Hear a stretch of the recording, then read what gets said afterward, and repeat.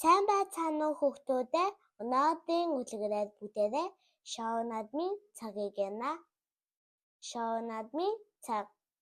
Изабель тулаа айн төрлийн шоу бүтэн жил доолон хүлээсэн билээ. Гэтэл энэ жилийн зуны шоу цуцалсан гэж Хейзел худлан залуу. Учир нь гайхамшигт сохон номин үзүүлбэрт олцох бүх сохон номин аль хэдийн ичээндээ очихжээ. Бүх хамтан тоогоо мэдээг сонсоод сэтгэлээр унаж байхад Изабель тулайч сэргэлэн байв.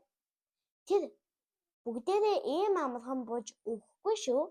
Өөрсдөө л шоугаа зохиож гэлээ. Гэхдээ яаж?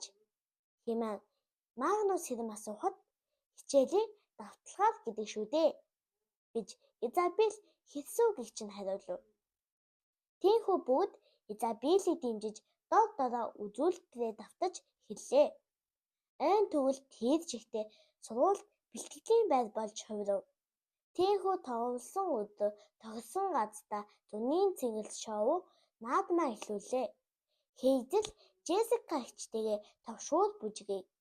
Харин Магнус хошин шогийн үзүүлбэр хийв. Гарибель шар шоу ил бүзүүлэхэд Изабель балет бүжиглэж шоу өндөрлөө. Хулсан олон алга нэгжрүүлэн ташиж баяр хүргэв.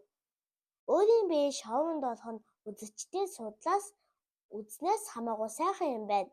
Дараа жилийн шоуч бас ингэж хийцгээе гэж дэлтэн тулаа Изабель итгэл төгс өгүүллээ.